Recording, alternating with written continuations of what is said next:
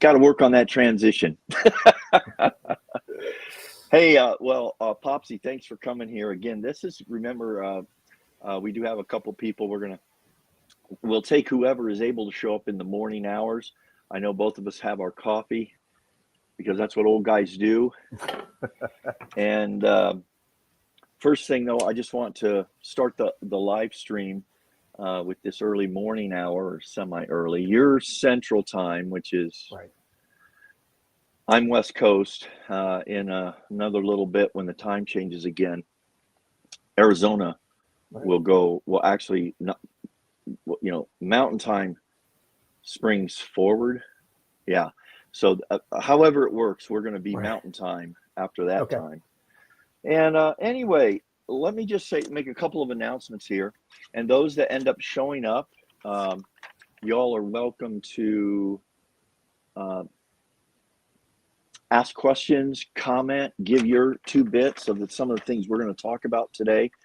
I think I titled this just basically, well, we'll get into that. It's about, we both have stories about retirement, ending up in retirement, not quite exactly like we had planned. Right. And that's kind of how you came upon my radar with suggestions of other YouTubers to watch, which I thought was pretty amazing. And we're going to talk about that, as well as why, bottom line, you and I are doing YouTube. And I think you've said it before. I've said it before, and we'll talk about that. It has something to do with grandkids. That's right. Which, by the way, I will say that I just returned yesterday afternoon from visiting my kids and grandkids. You took a trip, I think, last week. I did. That's when we actually talked for the first time. Right. And let's say this. We each have 6 grandkids, 12 total. But what's unique about that? What did we find out? This is crazy. It's interesting. After you and I had that conversation, we got back on the road and my wife said, you screwed that up. I'm like, what do you mean? Oh, no. Said, she goes, we have 4 grandsons and 2 granddaughters. And I'm like, we're going to visit one of those granddaughters. I probably shouldn't have said that. So hopefully they won't watch this. You're going to keep this between you and I.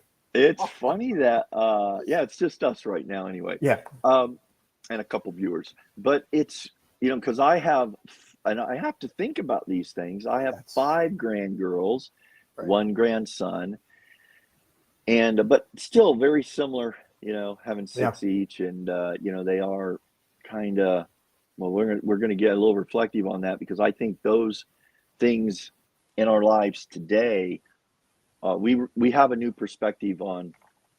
Gosh, and that's what I'm going to ask you about.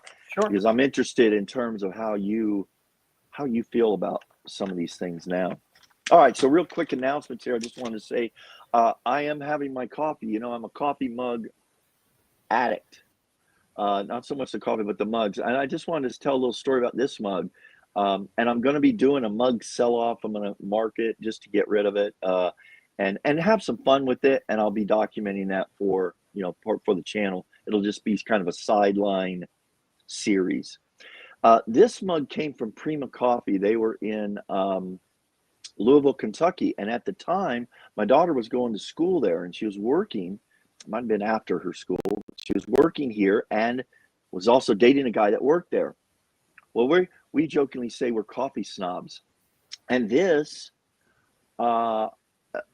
Pete was telling me about a thing called the Clever. It's this contraption plastic thing with a filter, and you put it on top, and it's like a pour over, and it's plastic. So when you set it on your cup, it drains. Well, anyways, I decided to order one, support the company, and I put in an order online for the Clever. One of the guys that worked in the warehouse or the distribution or on the online side of it looked at my name and said he knew my daughter, and he said, "Hey, Pete, do you know this guy?" Hold on. The story's almost wrapping up, guys. And he goes, "Yeah, that's my future father-in-law." And he thought that was so cool. So they put my order together. And this guy, just out of kindness, Pete didn't say, "Hey, throw in one of the mugs," because these are like expensive. This is restaurant style mugs. It's this thing might last forever. And he put it in the order. And when I got it, I called Pete and said, man, Pete, thanks for the mug. He had nothing to do with it. It was just this guy doing some kindness and, customer service. And I have it to this day. And anyway, what I did want to say is for those people that have signed up for the legacy activity, pretty much have an idea. It's going to be real simple, and I really appreciate it. It's a nice, controllable size group right now, maybe 15 people, 12 people. Perfect. And I'm going to send out an email, which will be new. I'm going to try to send out a group one.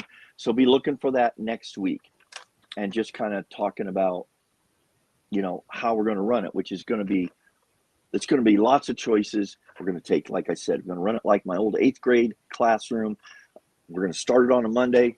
We'll do an optional presentation on a Friday, but you will have a legacy thing by doing the activity.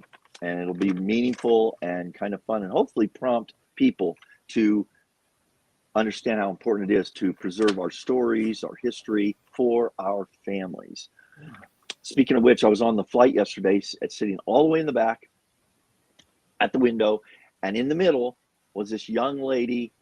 I think she said she was 30, as it turned out. Her name was Tyra. And what an unbelievable conversation we had the whole 2-hour flight. I don't know if she enjoyed it, but I think she did. She was using one of those Apple pencils. And I just had to ask her, I said, is that because I'm interested in maybe doing that? I've heard some pretty cool things about the notes and how it organizes. And from there, she showed me all the stuff and what apps she uses. And anyways, we started talking about it. She was going back to her family in Cleveland. And we were talking about the importance of legacy and getting the stories, especially her family history, documented before it's too late. And she has one grandfather left, her mother, a grandmother. And they came from the South. As a matter of fact, they have stories of the slavery, etc. Their family. I told her, get this documented now, and she just said, "Gosh, you're so right." Because and she's going to do that. I think she should have some pretty cool. I think her family's going to love it. She said, "My grandfather, he won't want to be recorded." I said, "Well, my dad didn't either. Of course, he was suffering from dementia at the time." So I just sat there kind of like this, just holding my phone, and I recorded him. Now, I didn't tell him about recording. I didn't get his permission, but I don't think that's important at that point. Yeah. Okay, guys. So today I'm here with Popsie. He came along my feed a while ago, and I'm just going to put this up here. Judith is here. Late morning. And I'm going, man, is this guy like we're very different, I think, in many ways, but we're almost clonable. We are so similar in really key ways that I think are related to hitting retirement without necessarily the nest egg. We have part-time jobs. I work at Home Depot. He delivers pizza. I'll let him tell a little bit about that. He talks about it in his videos. And I mean, just so many things. He drives an old car or a used car. It has 152,000 miles on it. Popsy, how old is your car? Not as old as mine, but. No, it's a 2016, so it'll be 10 coming up. So we're going to have a birthday party for it. We do. The car, you have a couple of videos about how you relate life to your car and right. This and that. I have 164,000, but it's a 2000. And I mean, you have $6,000, even though you got it wrong. You got the number right, so that counts. That's all that matters, right? You're a YouTuber. I'm a YouTuber. Right. And we have we have an understanding or realization of the importance of legacy. Mm-hmm. And you really make that point. You're not out. I mean, if you were to, let's say, enhance your retirement, let's just say where you wouldn't have to work, so be it. But guess what? If that never happens, or if it never produces whatever, any income or not enough, we still would do it because we've got stories to tell or things to do for our kids. What do you think about that as far as the legacy aspect of why you do YouTube? Yeah, that's a good question. Or first, go ahead and Okay. introduce anything else that you'd like to say about yourself for posterity, because this becomes Posterity. part of our legacy. Goes into the National Archives. No, I'm happy that we connected, to be honest with you, because we're brothers from a different mother, right? I think there might be a 4 or 5 year age difference. And I was thinking about it this morning. When we were in high school, you would have been a senior, I would have been a freshman. Oh, and good. you would have looked at me and said, why do they let these little kids into my school? Right? And here we are all these decades later, and we have more in common now than if we knew each other 50 years ago. Ooh, for sure. And so from a legacy standpoint, that's what I'm hoping to do. One of the challenges, Phil, is that YouTube may not be a platform where our kids can access this. And that's a risk that we take. But by the same token, it's a risk I'm willing to take, because our kids my kids are millennials, and I'm sure yours are a little bit older. And their kids take the technology right out of the womb. They're not afraid of anything. No. So the technology, I believe, is going to evolve. And I think that what we're doing will be part of that. So really what I'm looking to do is to leave this type of walking, talking picture of myself. Well, number one, I can still talk. I can still walk. And, the youngest of our clan is going to be a year coming up. The oldest is going to be 8. And at some point, they're going to want to know, if I'm not around anymore, what was he like? So, did you say your oldest is going to be 8? Your youngest is about a year? Yeah. That's exact for me too. Stop. The oldest is 8.5. And the youngest, which is the purpose of my trip most recently, that last week, was to celebrate Scarly's first birthday. That's awesome. See what I'm saying? So say that last part again, because that really made sense. And by the way, what I have designated as my channel's historian, 70, I'll just call him 70. I love that. Actually, I really like that graphic, because he or she, for some reason, I think it's a guy. He has watched everyone, commented, given me stories, given me advisement. It's pretty, this guy's person is a very interesting person. And 70, it is noon. It's I think it is Eastern Standard Time. What time is it with you, Popsie? 10? Oh, wait. You're going to ask all kinds of, it's 10:16 Central, which means 11:16 Eastern. So 70, you're right on the money. You got to keep this guy in line. It's not easy, but you got to do it. You know what? In a way, I'm kind of glad this I've messed up the time on every live I've done, because sometimes it's not my fault, because the thing defaults and I miscalculate. Okay, if it's I have to do it in mountain time, but I'm not mountain time yet. Anyway, hey, well, so glad you found out. And this just means that those that make it here, we give you props. You're meant to be here, actually. Yeah. So then Judith says it's 11:16 Eastern. Okay, very good. All right. Well, again, for those people that don't make it because of my time faux pas, that's okay. There's a replay. That's what that's going to be about. All right. Oh, look at this. He says, where did it go? 70 was saying he actually set an alarm for the start. And yeah, here it is. It just happened to look at my subs and you're on. Hey, you know what? We old guys, we're crafty. We are crafty. Is that what you want to call it? Sure. I'll go with that. Stick around if you can, 70. We appreciate you being here. But Popsie, I'm sorry, if you can just go back to that last part about the legacy and, our kids being able to hopefully access these things. And if not, we need to save this onto one of those drives to pass to them.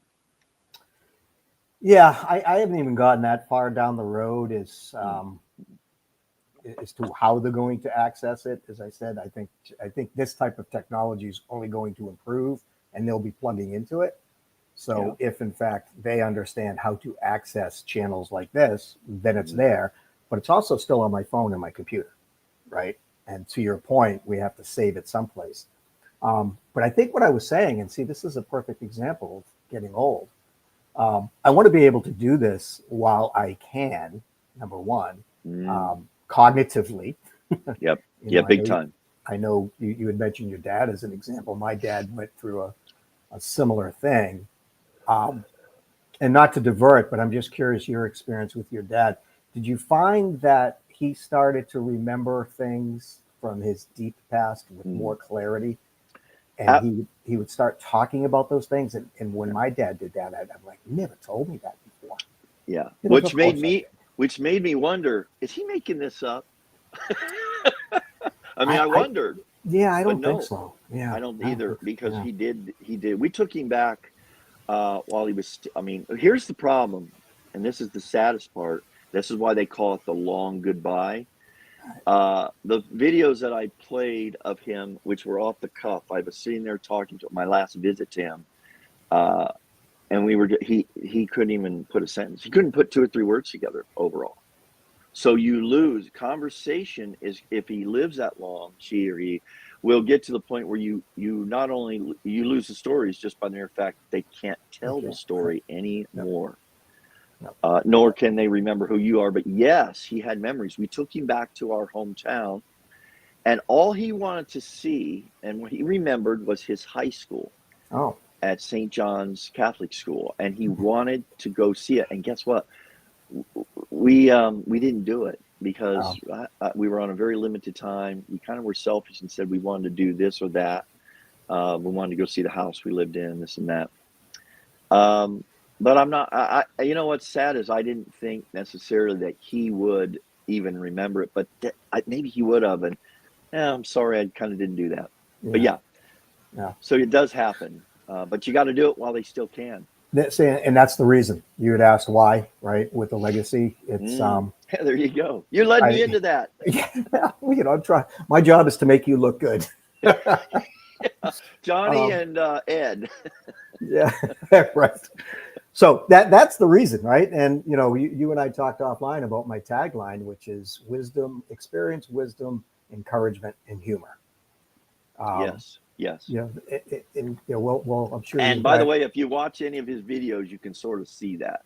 Okay. In You. every video, I think. Well, you know, not to take us off a different path, but just to wrap up with my dad, I actually did a video about, and I titled it, he was there for me, but I wasn't there for him because he died during COVID by himself in the hospital. Yeah. You know, and that's another reason, you know, you just assume he was living independently and he was funny. He would say, all these old people in this building drive me nuts. I said, Dad, you're the oldest one in this building. But I would bring him Dunkin' Donuts. I would bring him a sausage, egg, and cheese croissant with the hash browns and a medium coffee, cream only. And you would think, Phil, that I had just brought him the golden ticket. Yeah. Right. And when I introduced the hash browns, he said, these are so good. Where did you get these? So those little things that I assumed, because at the time I lived maybe 20 minutes from him, I could just go zip through the drive-through, pick up what I usually pick up. We could sit and chat for a while, and then I'd go off and do my thing, and then one day he's not there. You know, so that's the part that drives me to do this. Have you told the story about his passing during COVID? I know you're not supposed to talk about that on YouTube, but you could just not say the word, is what I've seen other YouTubers do, because that is a powerful, probably painful story. Terrible. I actually did in that video. I talked about, you know, specifically what happened, and you know, it's a hard memory to walk down because you know, that's why I titled it. He was there for me. You know, and you and I could talk about what you've done to support your dad and at his time of need, and what I've done and so forth. But you know, coming from our similar backgrounds, I can probably say this about you, and tell me if I'm wrong. You're like, I don't need help. I don't want people to worry about me. I don't want to be a burden to anybody. And that's how he was. And I'm sure your dad was the same way. Your dad was probably like, hey, I've got this covered. Don't you worry. And then one day he doesn't. You know? Yeah, well, and then the tough transition with that is they think they've got it covered and they don't. We had to take my dad out of here. I've got a whole story to tell of where I'm at now, which was my dad and mom's mobile, actually. And there's a lot of feelings about that. But so I have to give all credit to my brother and his late wife who passed about a year after my dad passed, who Hmm. gave up 4 years of their lives to watch him hunt round the clock. They took a garage with a dirt floor, made it into a beautiful apartment. It's the nicest place he's ever lived in his life, because he was he always had blue collar, lower middle class, Sure. and but he was pretty much gone at that time, and he got worse and worse. And actually, he died during that time in our country's history where there was this thing going around. I'm afraid we're going to get blocked on our live. Just say the vid. Yeah, yeah. And 10 days after he got, and I don't want to get into this, but it just so a VA center, they finally got him to admit to. They couldn't take care of him. He was going all times of day and night. And the people, there was a small town, police would go be called out. He'd be in someone's backyard. They'd come out and get him. They know who he was. They go, Phil, come with us. We'll take you home. They would drive home. You get out and you go, I live here. Yeah. And anyway, he died 10 days after they put him in, and it was 10 days after he got the that thing that was supposed to make sure you'd never get COVID. Right. And there might have been some complications with that because when he was whatever, but we don't know. And actually, that's not the point. No. Actually, his passing was a blessing, because when you get to that point, man, life isn't life anymore per se. Right. Yeah, and that's again one of the reasons you and I got together, is I think even for those who tune in and listen to this story, they can relate, right? And you had mentioned, when you're watching my videos, like, hey, I know what he's talking about. That was, and I want to talk about this if you're open to it. Is just how the idea to do this. Okay, and actually, you get the idea, and then you do the why. Okay. Yeah, let's do you that. Start. You start. No. I want to cover a couple of comments we have here. Again, 70, thank you so much. This 70, I want to know more about you. If you ever want to come on, as a matter of fact, I want to develop lives where this becomes a community discussion. And I've got a couple of people. Harvey's one of them. He's a musician. He's kind of one of those hippie souls, I'll call him. He writes music. I really like his perspective. I think we're very different. But again, what's cool is our maturity is a good thing if we survive it, where we have much more in common. I think the human element of we being created humans, people, we can, that's what unites us. And so I want to use this to do more stuff like this, where we have segments where I'm just talking to you guys or giving you guys a chance to talk to me. This to me is, this is so cool, because we pretty much, our socialization, outside of working, we don't even talk to our neighbors anymore. That's been a long time thing. At least I don't. I do to this one, not so much to this one, and those people over there I do, but we never get to. That's a whole nother deal. But we'll get to that point. Hold that thought. 70, just wondered if it helps more than watching a replay. It helps, I think, push it out to other people that might be. But this is a time of day when most people are working, especially the millennials, the Xers, the Z, the alphas. The alphas are probably still sleeping. Those are those teenagers and younger. But what's interesting is that while we tell our stories, which is really, I think, in listening to Popsie's channel, he calls it wisdom versus advice. And both of us, you have fallen into where you give your advice, but it was usually asked for. And it's one of those things you want to do at our age. Hey, let me give you some advice. That's not going to work. You know it. I know it. But you talk about wisdom being the story. And that's what our channels, I think, are about. And people resonate with that. That's what happened with the Home Depot thing, I think. People, and I think it happened with your one video, at least one of your videos has over 80,000, which is huge views. And it was about, oh gosh, it was about, I think it was about the car.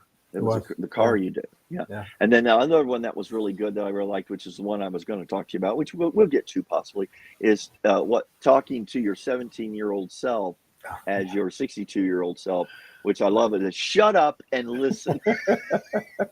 Now, guys, I call this the unfiltered Phil. That's what the unfiltered Phil would say. That's the Right. unfiltered Popsie. And that came from Karen of over 40 YouTubers, something like that. And I'm gonna tag that as what these are. These, even though there is quite a filter on all this. Because if I told you what I really think sometimes, it would be a problem. Your list of friends be, would start to dwindle. Yeah, that, and there'd probably be a fight breakout. True. Okay, so 70, I'll guarantee if someone can find out, it'll be you on this. Here's another, let's just look at a couple more of these. So Maka says he went into the hospital with chest pain. The next thing we knew, he was in a coma for 2 months till he finally died, and was extremely sad. I can't believe he is gone. He died in early 2022. Yeah, you know what was so, I have a friend whose brother, and this is the most painful thing they live with right now, is this idea, and Popsy, I don't know, is the dying alone. Mm-hmm. You know, with Maka's statement there, it's pardon me, it's chest pains. You go, you get checked out, and then the next thing you know, you're making plans to put this person's remains in the ground. Yeah. So dying alone, I think, is we're not born alone. There's always somebody there with us. Your mother, number one. But dying alone, I think, is a fear for a lot of people. But we have this vision in our heads that we're going to die, quietly in our comfortable bed with our family around us, and everybody's reminiscing, and then you just fade off into the sunset. Right. Mm-hmm. And that's just not how most of these stories go. So it ties into why I want to do what I'm doing, is to have these meaningful conversations, because as men, I don't know what your background is, but I'll tell you, I'm Irish Catholic from Boston. Me too. Well, not from Boston, but Irish Catholic. You made it sound like the Boston part was the worst. It's not a good thing, but go ahead.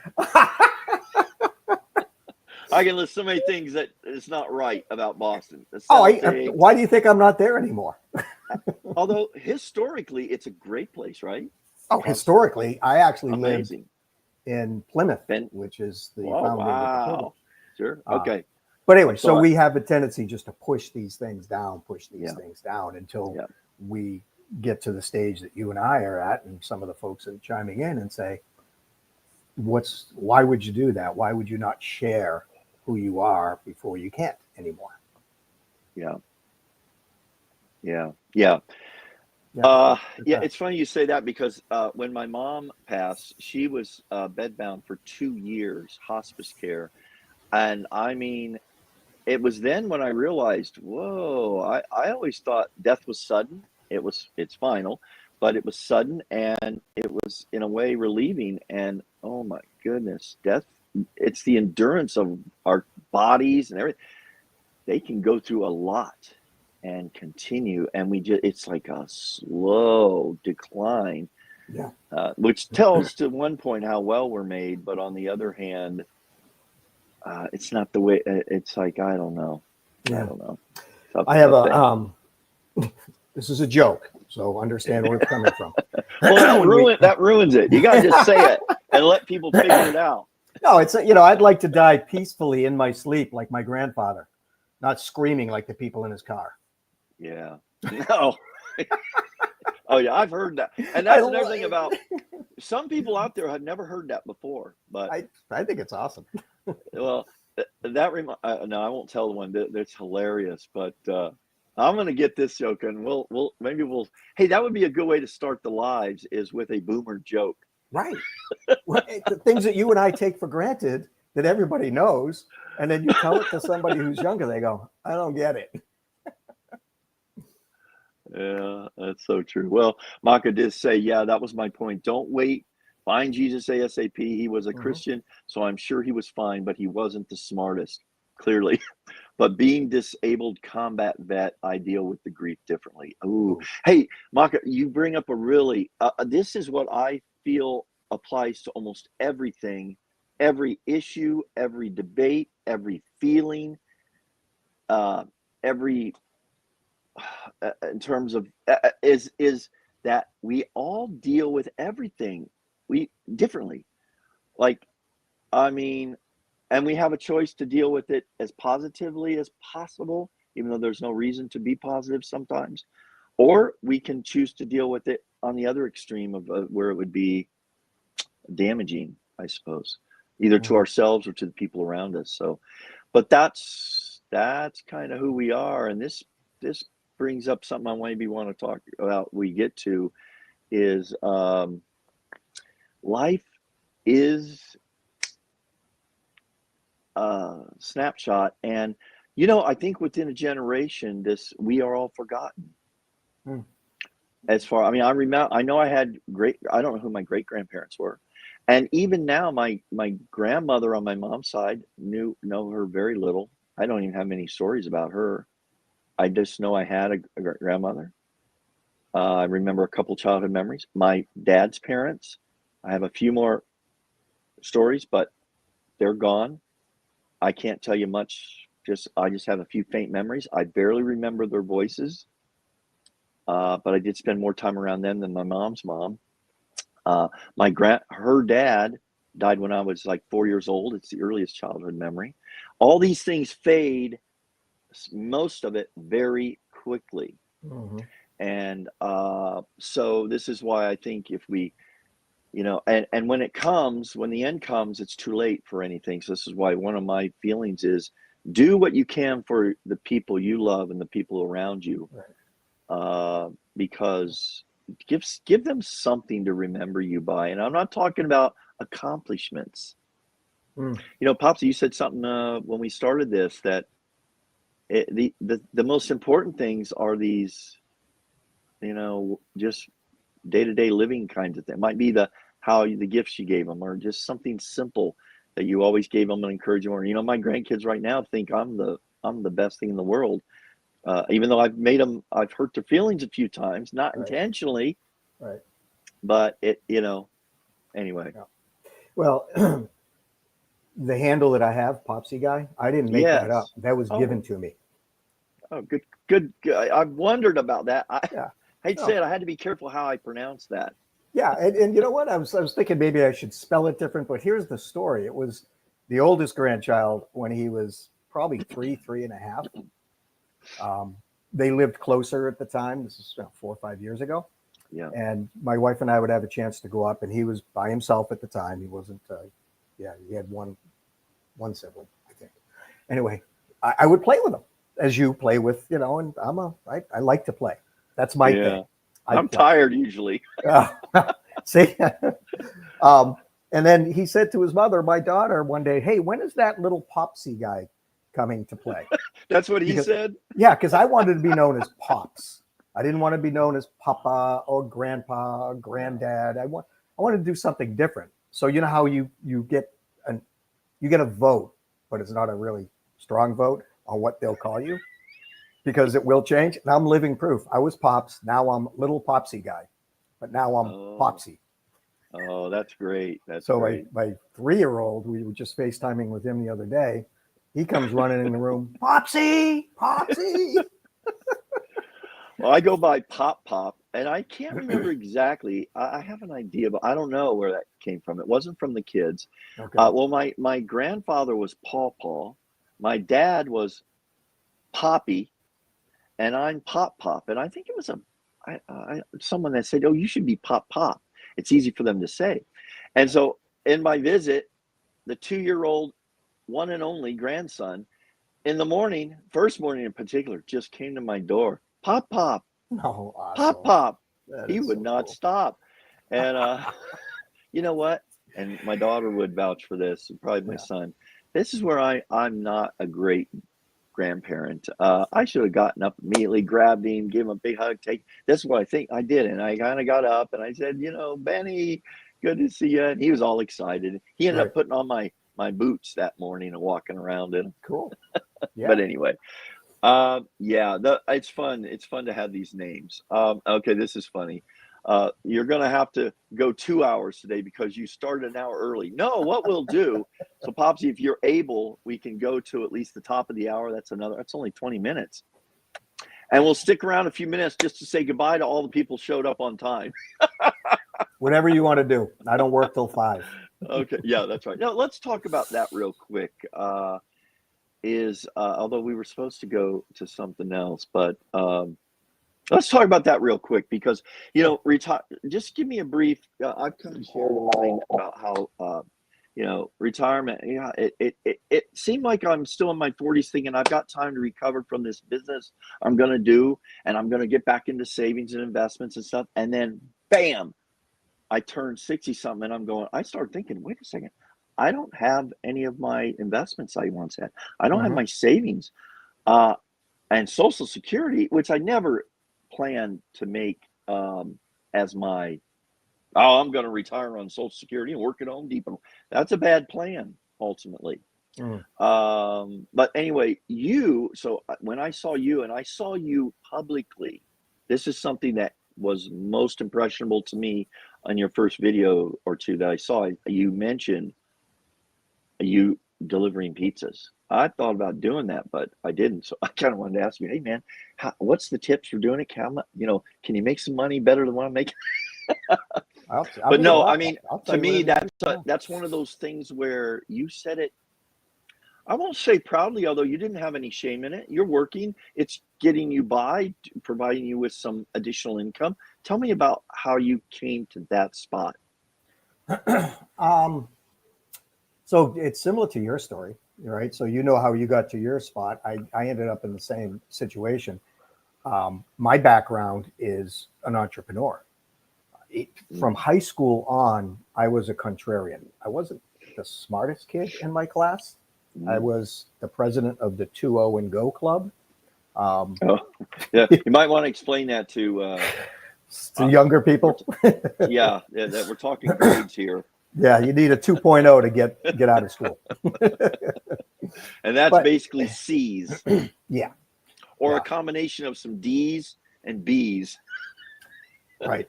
I used to anyway. So you and I kind of grew up in the 80s. I was thinking about this earlier today, that when I graduated high school, we had just moved on from Jimmy Carter. We brought Ronald Reagan in. Wait, what year was that? 1980. Okay. We freed the hostages in Iran. We beat the Russians in hockey, and everybody wanted to get into corporate finance. And it was blue sky America. Not a dissimilar feeling that some people have now. But that's where I came in, because I didn't want to be I couldn't be an engineer because I couldn't do math very well.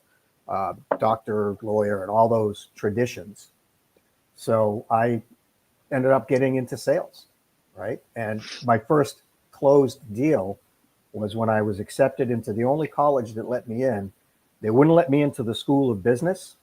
I had to create my own major under what's called a multidisciplinary studies program. Interdisciplinary, yes. Right. So they give you the course catalog and say, you tell us what you think you want to do. You track out the 4 years, and then you present it to the dean. And if the dean gives you the okay, you're in. Well, guess what? The dean happened to be a family friend. Does this mean you didn't have to go to class either? Oh, heck no. I had to go to class, brother. So when I chose the classes, it was marketing, psychology, and economics. Wow. Those were the three broad subject areas, because I knew I was going to be in business. I knew I was going to be in sales. Even at 18 years old, I knew that marketing was, the 4 Ps. Economics, you had to understand how the economy worked. And psychology, you have to understand how people work. And so fast forward, I don't know why I'm telling you all these. I just love it. No, but I feel like it's just you and I. I hate to say it. You are like, boy, I wish I would have had I didn't think that deeply then about a plan. Well, to your point, it wasn't a plan. Oh. It was, all right, how do I do this? And then somebody mentioned that this is an opportunity, and so I investigated it. But so when my kids were in high school, I remember this, and my wife was saying, why would you tell people this? Because I've got nothing to hide, really. Yeah. They came home, and my son says he's going to take AP biology or whatever. I looked at him and I said, you're on academic probation already? Oh. And he looks at me, he goes, no, advanced placement. I said, oh, yeah, I knew that. Because the only AP I knew was academic probation. So fast forward. Yeah, right. But you did get a 2.0. I did. I got out of school. All right. and I just got into business, into sales, and Yeah. just because I But now there's a lot of time between that and now, but yeah. what overall happened in your opinion?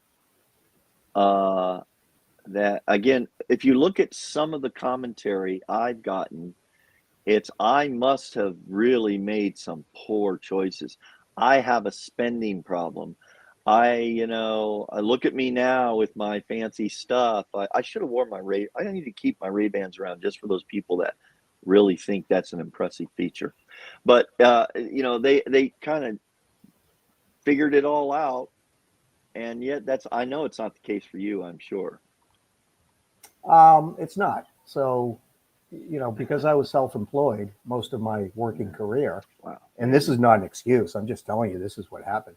Yeah. I was a financial advisor. I owned a very small one-man investment advisory firm, and I owned it that way on purpose because family and being there when the kids were young was my number one goal.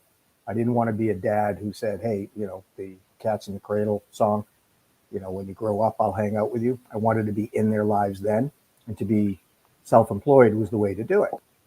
And so I was growing this little firm, and then 2008 happened. Mm. And we were living in South Florida. You ever watch the movie The Big Short? No, I haven't actually. Oh, okay. So there might be some people that have watched it. That was literally what was happening. Mm. So my business went into the toilet, and my real estate value dropped by 60%. This was a story about the manipulation of the market, right? It was the liar loans where people who don't have income were able to buy $600,000 homes with no down payments. Yes. And because houses needed to be sold. So when 2008, it's called the Great Financial Crisis, happened, that wiped me out. It just and I had to start again. And so starting again meant later in life. Yeah, I was in my 40s. And I was planning on building this company, getting some equity in it, and because it's a recurring revenue business. Yeah. Keeping a handful of good clients and just fading off into the sunset. Having a nice life. Yeah. And gone. So then struggled to just maintain the bills for 08, 09. And then 2010, I started a completely different company from scratch. It was a recruiting company for financial advisors because I had a lot of good connections in the industry. I've been in the industry for a number of years. I had my licenses, my designations. I was teaching. I was doing okay. I really was. Yeah. So I started this recruiting firm from scratch, had never recruited anybody in my life. And I used the concept of I'm the opposite of recruiting companies that say, find me a guy and I'll pay you 30% of what their salary is. That's the recruiting model. So if you were working with a recruiter and got a $100,000 job, the recruiter gets a $30,000 paycheck. And I said, that's a conflict of interest. So my business model was flat fee, pay me a small retainer, I go find the right person. Loved it. Same model, right? Just myself, and I'd hire some folks to help me with the research because I wanted to be available. I didn't want to be 9 to 5 or driving in every day and missing all the things that I wanted. Then 2020 happened. If you remember that time, the unemployment rate went to 30%. Everybody was thrown out of work. No recruiting. So that little company that I was building, gone. Now that was only 5 years ago. So the idea when I was working in that business, same thing. Make it valuable so somebody else will come in and say, we'll pay you a certain amount for the work that you've done, and you ride off into the sunset. And so that's where I'm at. It wasn't an overspending issue for me. My wife and I we're not frugal, but I didn't even know what a minimalist was until my daughter said, she and her husband at the time were minimalists. I'm like, I don't even know what that means. But she, without directly teaching me how to be a minimalist, my wife and I look at each other and say, we don't need a lot. We really don't. We live in a consumerism society is the United States, and that's so anti-minimalism. I can't even say it. Can't spell it either, probably. Hey, But look, there's something about, you do. I will admit, I feel good to go into Costco and buy something that I really don't need, or make a purchase this way or that. But for the first time in my life, and this is part, I think, of maturing, and just having me, I'm happy with really nothing more than, my cup of coffee in the morning. This shirt, I mean, just things that I've had forever. I'm finding happiness and meaning now in areas that I find were always the important things, but when I was younger, I didn't acknowledge it, or I didn't put a premium on it, which right, is things like your health, your right, family, your kids, and now grandkids, things like this. So now my thinking is always, what could I do? How will this impact positively or negatively these people in my life? right. Yeah. Let me throw this out real quick. We had a comment here. Wow. I mean, in some ways, the comments now become a conversation, which is really a cool thing about lives. People start talking over here, and Yeah. Popsy, we gotta bring them back. We gotta, if I blow my harmonica or something and say, hey guys, in the comment, pay attention here, okay? Well, The you're building narciss- community. The narcissistic old guys are trying to teach you something. We're trying to tell you what to do. No, we're not. No, All right. no. No, yeah. Okay, here it is. So Maka continued with this. That's another thing. Less and less is being passed down each generation. I feel like my dad passed down some things, but I feel could have been more like, I wish he would have told me this type stuff. Well, and here's the other thing. A lot of things I could tell my kids right now would be the wrong things, because the world is so different. My daughter, in a moment of deep thought, kind of, because of what they're facing in being young today, I worry a lot. When Popsy, when you and I suffered some kind of economic challenge, I mean, we made it through. We found a way, and I think it's easier today. If I worry if the struggle out there when young people lose a job or have a health thing, or, I mean, like health insurance. My gosh, it's over $1,000 for families. Some families today. That's, I mean, how do people? They can't do it. So I worry about these things. And she said, while she's driving me to the airport, she said, "Dad, what would you do?" Meaning, if I was in their case, and I didn't have an answer, except to, you know, I mean, I don't have an answer. Let's just put it that way. And that's a scary position to be in.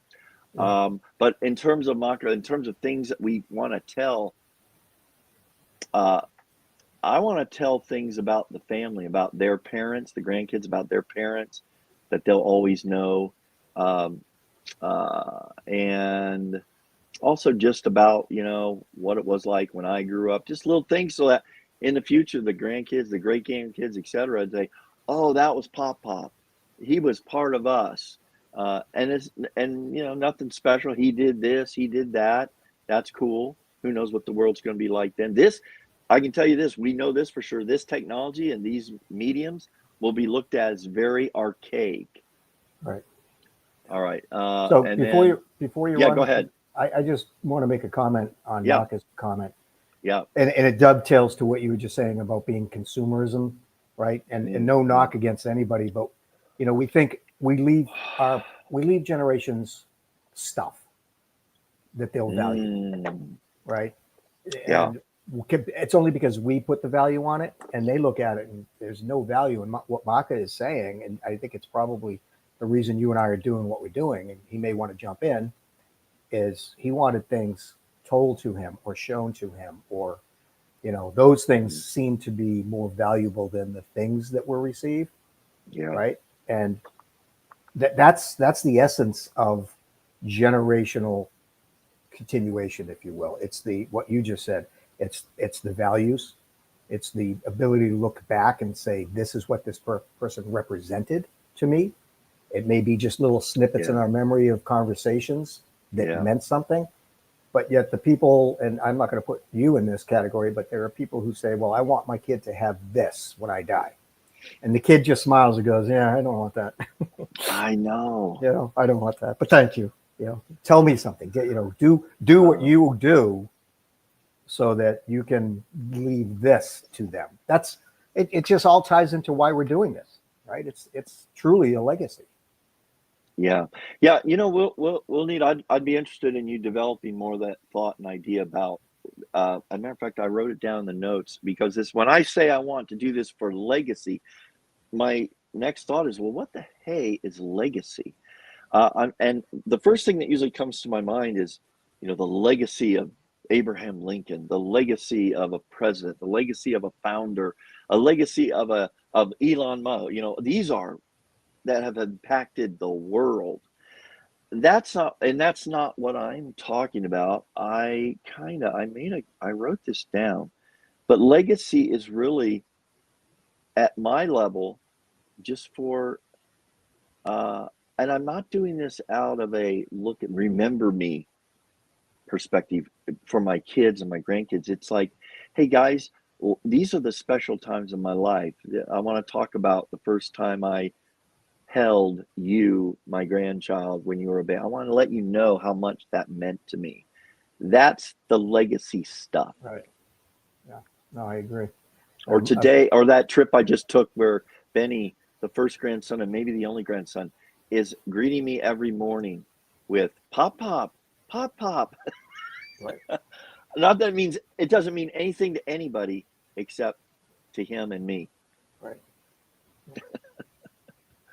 Well, so far, just to let you know, I have 4 pages of notes, 3.5, and we haven't really covered much anything on them. But this is what I was hoping for, is just an open-ended, rolling conversation. Right. Yeah. And this is cool.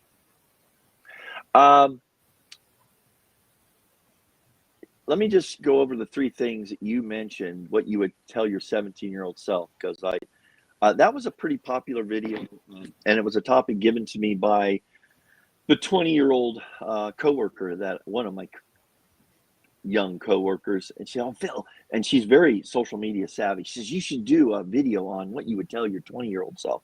So I did, and it was good. It's pretty basic, and it's funny because we have a very similar. We agree in the areas. You said listen more than you talk, and that tied into.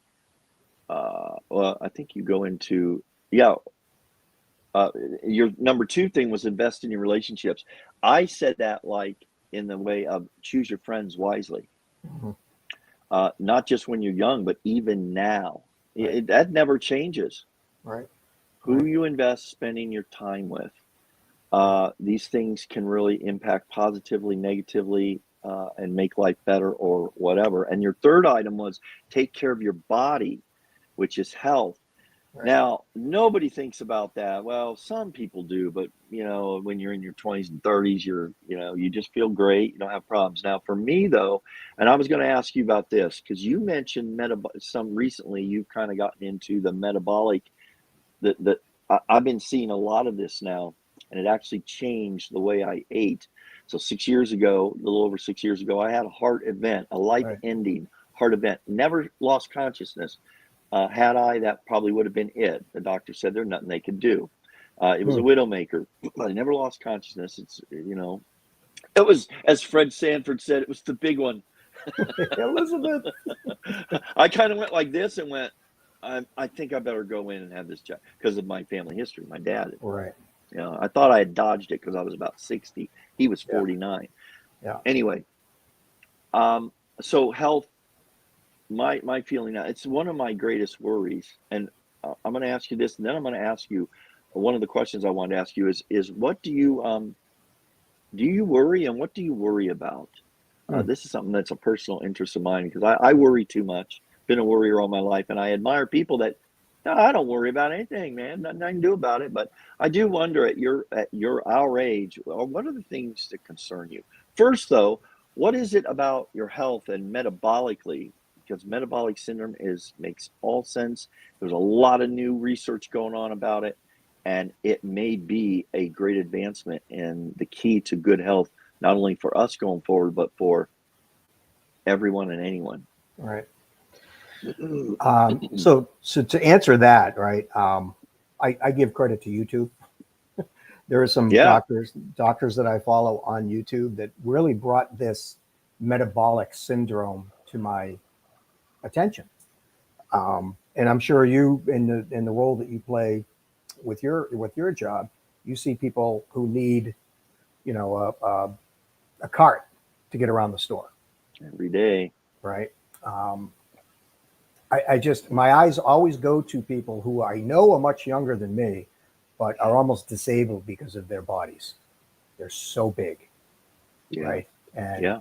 Yeah. it's an epidemic, an endemic, whatever the word is, in this country. It And is. going back to the point that I made earlier, I consider myself kind of a contrarian, right? If everybody's headed that way and that's accepted, and I look at it and say, that's not who I am, what can I do to be on the other side of that? Because diabetes is when you ask me what I worry about, I don't worry a lot. I really don't. I'm not blasé to the world. I just know what I can control and what I can't control. I can control my metabolic health better than I have been, so that I can ward off the effects of diabetes, right? Because you've got Yes. diabetes 1, diabetes 2, and if you know the research, 3 is what? Alzheimer. Yes, I've been. Okay, hold that thought, please. I'm not trying to interrupt, and I know that. Well, I am interrupting because Popsy, it is now 12 p.m. So let's Let's start the start the live. Hang on for the people Okay. that. Hold on. Let me see how to do this here. Hold on, guys. If you're stay with us, the people that are here right now, stay with us for 10 seconds. Let's welcome these new people officially.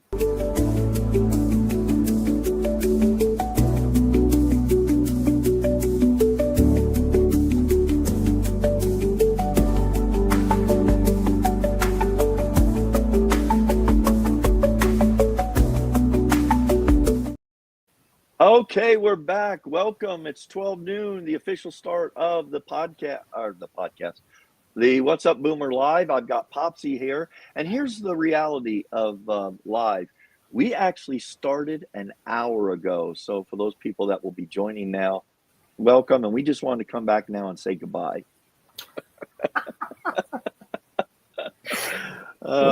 So anyways, for those that have hung in there, but let's just pick it up, because this is, like I said, people can go back and see all of this in Right. time. I'll just say this real quick. What I want is my dad back so I could ask him questions.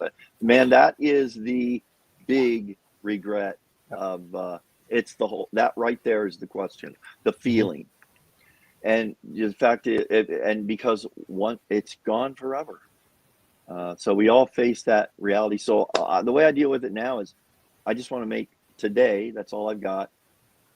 Maybe do something today, or like on my bit, that creates a memory or something memorable that's meaningful for, I want to tell the stories, and that's what my legacy activities are going to be about.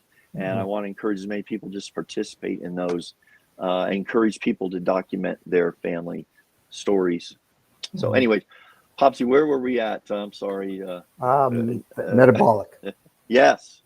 Yes. It's huge. And anyone out there listening, and this is the bad thing, and I think we found out, I hate to say this, it's like questioning when I was a kid, a religious leader of the world, that you just didn't do it. And now I'm questioning a lot of the medical advisement I get. Yeah. Because it's wrong. I think Dude, it's do you literally wrong. Do you remember the food pyramid we grew up with? Of course. Hello. And Right? and look at the state of health Right. over the last 50 years using the go. food pyramid. And if you all go out and research this, what we know is it's led us to become the most obese, unhealthy people in the world. Right. And it's because I think you even mentioned it just a minute ago. We grew up, you and I, in a time where you didn't question authority. You just didn't do it. Authority was authority. And then it's not like we walked in lockstep, because I've said this 2 or 3 times so far. I consider myself kind of a contrarian. I question authority, but I don't walk up to authority and yell at it and say you're wrong. Right. did you ever hear when you said why, or I don't want to, or why? And Yeah. the answer was Because because I said I so. said so. There you go. Period. Yep. I use it in my classroom when they say, well, why are we?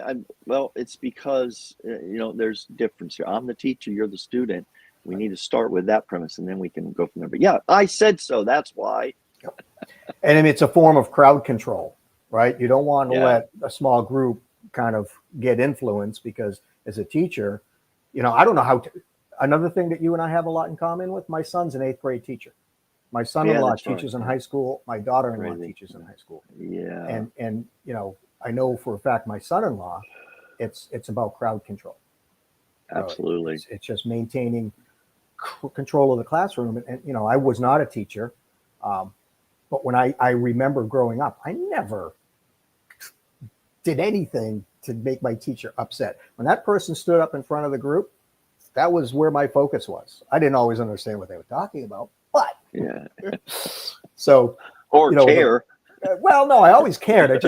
You can ask my wife. She's like, and this is back in the day, and I know you did the telephone thing not long ago, right? Yes. This is back in the day. I'm waiting for, you know what? I'm waiting. This will be the biggest video I'll ever produce. If that thing ever rings and I pick it up and it's up, that would be crazy. Yeah, it would be kind of weird, wouldn't it? Yeah. But to my point, it's just we don't question authority. But when it comes to metabolic health, I've done enough research on YouTube. Yeah. There's a couple of doctors that I follow that talk about how to. Let me. I bet I know them, but who can you recall their names? Because Dr. Berg. Me too. Yep. And Sunil Don. Ooh. Yeah. Is he big on fasting? He talks about fasting. Yes, absolutely. Okay. Yeah. Okay. Yeah. So let me flip the switch on you. Have you fasted? Yes and no. A true fast, no, and it's just out of laziness and undiscipline. When you say fast, I have tried to. I pretty much eat basically twice a day now. I try to fast. I try not to eat after 6 or 7 p.m. at night, and I try not to eat or break the fast until 10. And if I can go farther than 10 in the morning, that's even better. And I've done that. So I do the intermittent thing. Right. But I'm thinking, because of what they're saying, how important it is to healing, etc. Yeah, I have very concerning reasons to do it. Well, sure, yeah. And with your situation, obviously, you talk to your doctor about that. But my very first video on YouTube, when I decided to push the button, is titled "I just came off my 72-hour fast." Oh wow! Yeah. That was I was standing in the kitchen. I had no idea what I was going to talk about. I went to Walmart and bought a little tripod for the camera, $19.99, whatever, and I just talked about my fast. And I have to look at that. And that's your first one, so very first one. Yeah, interesting. Yeah. So I mean, if you watch it, I think it'll be up to almost 25 views now. But I do. I was scheduling myself for a fast this week, and I didn't. Well, I think we eat too much food. There's no reason for us to get to whatever. And bottom line, when you look at the metabolic approach to health, it's the greatest evil is not fat, it's sugar. And this is a huge paradigm shift in your personal health as well as our country's health. And we're going to find that out. So anyways, without that is definitely something that a lot of people don't want to even think about, let alone talk about, because they just want to have their pecan pie, apple pie, their ice creams. I have a huge sugar problem, and I still cheat. And then you just got to do your own thing. But the carbs are also a sugar producer. When they say, yeah, well, I don't have a sweet tooth. Well, but you eat all this bread and all these things that, so. From an encouragement standpoint, and I'm not an expert by any stretch of the imagination, But all of us in the age group that we're in Mhm. need to investigate what you just said, what Yeah. sugar does to our body, Yeah. and realize that we can, if we try hard enough. And I'm speaking from personal experience because Mhm. I'm a breadaholic. I mean, Yeah, me too. pasta, bread, Yes. chocolate, Yeah. all of those things. The body craves it. It just, Yeah. you know, Well, here it is. The body, it's a substance that creates a real craving. Mhm. It's an Mhm. addiction. It's like Exactly what it is. it's a drug-like substance. Yep. So, all right. Well, let me ask you. Hold on. Point life. Oh, you make a comment too about how lifelong friendships are few. This goes back to, choosing your relationships carefully. Right. I thought about that. I know very few people, and I'm really a bad example of. I have friends, but I've not been one to. Probably one of my oldest friends right now is a college roommate, and he's always kept in touch. Every few years, I hear from him.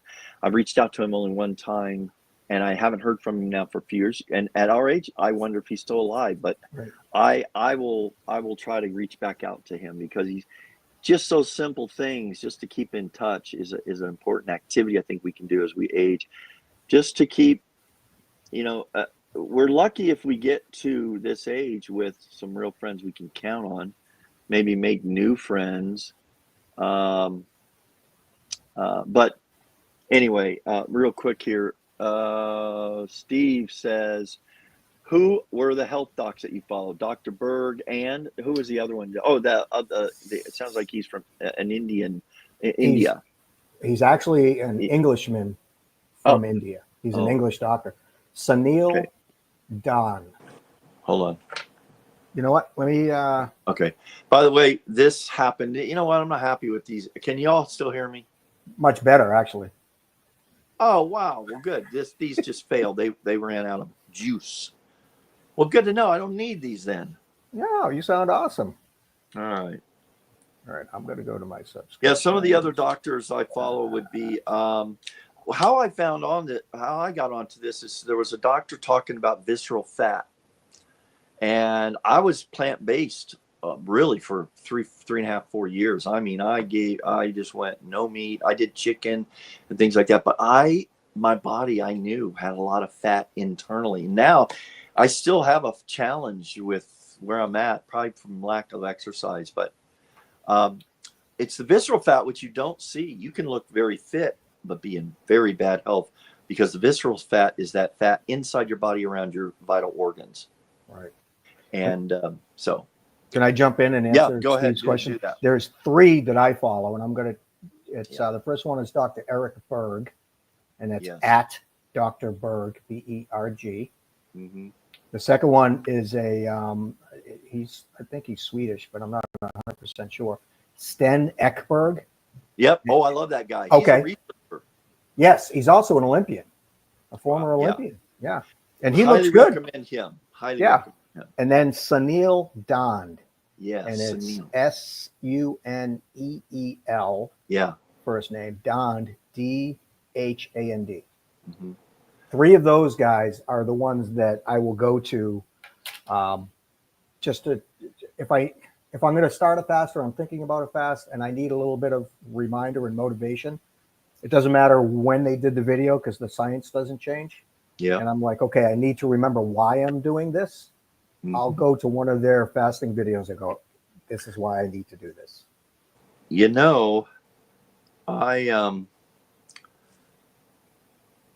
I'm trying to think here. I will say this, and I don't agree with and let me say this about health. After my event, I started hearing about you can reverse heart disease.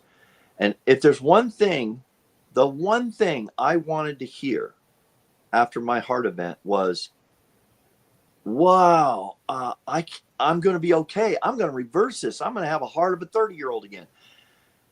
It is possible, I think, to return to a higher state of health. I'm of the belief now that what's the saying? I've made my bed and now I have to sleep in it. 60 some years of eating like I've eaten, choosing things that weren't a lack of exercising and this and that, and mentally stress, not dealing with it, being a high stress person, being kind of made that way. All these things contribute to what I am now. And I don't believe I can fully reverse everything. So with that said, I look at some of these docs and some of these carnivores and some of these people now that 50, 60 years old, look at the shape they're in. If you will follow this, do your sprints 3-4 times a week. And if you eat only meat and blah, blah, blah, blah, blah, right, you will look like me and you'll live forever.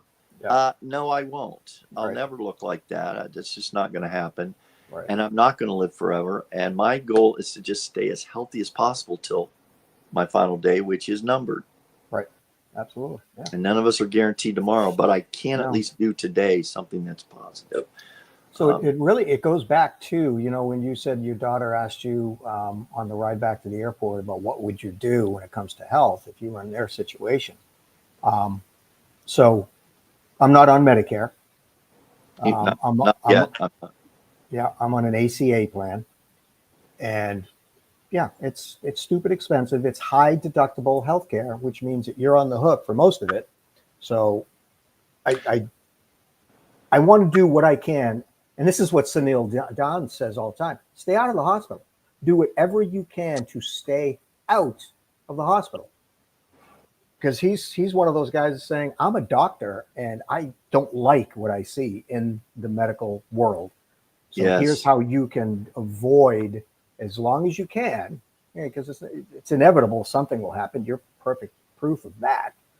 But if you can control some things that keep you out of the hospital, that's where I'm at right now. All right. Do the Google. This is a fact. I mean, I've taken it as fact. I'm sure it can be. I'll probably verify this for myself, but I've heard this from multiple sources and I believe it. First cause of death, heart disease, cardiac arrest. More people die of that than anything else, men and women. Second cause of death, highest cause of death, cancer, I believe, or diabetes, something like that, which they say is a result of diabetes. So what's the third highest cause of death in America? Hospitalization. Check this out, that a hospital is where you tend to go get healthy or whatever because of all the things you either infections, wrong decisions, mistakes. You know what? I mean, I don't know. That's a depressing topic, but people, you look that up for yourself. Hospitalization is you want to avoid it 100%. Real quick here. Sage is here. Just got home from my part-time FedEx job. There we go. We've got Home Depot in the house. We got pizza delivery in the house, and we've got FedEx. I have the rest of the day off, so I can do what I want.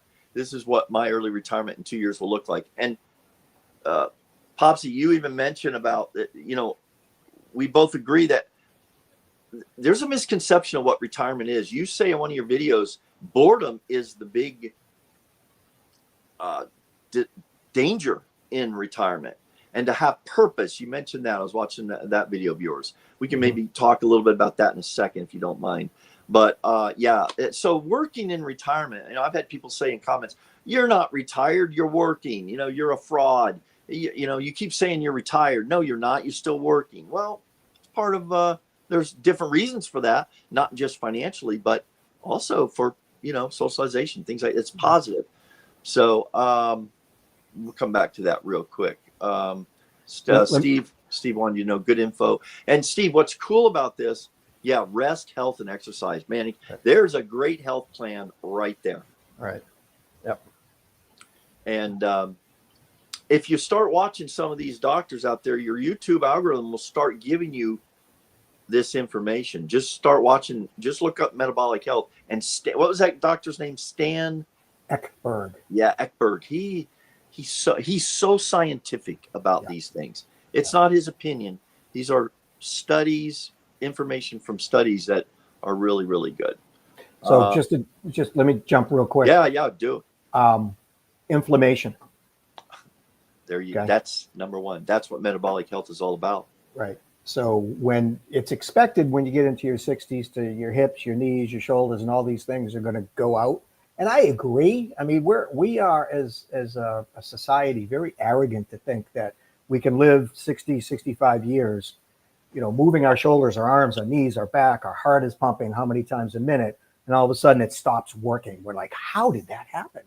It's just right. I mean, but we also have been lulled into thinking, okay, when you get to this age, expect this. Expect your knees to be, sore and your hips to, it's not because, it is because we've used them so much, but it's also the inflammation around it. And that's one of the reasons I follow these doctors. How do I reduce the inflammation? Yeah. And here's something. I played ice hockey most of my life. They're from Boston. What do you expect? And my wife asked me the other day, she goes, did you ever actually have a really bad injury besides concussions and shoulder separation? Oh, that explains you now. Yes. And I've got stitches. She was thinking about knees.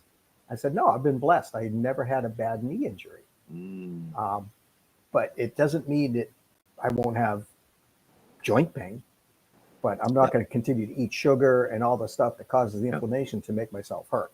Yeah, I don't know if that makes sense, but it makes it does to me, because I've spent the last 2 years, over 2 years now, learning every day. Part of my YouTube is watching is typically something health related.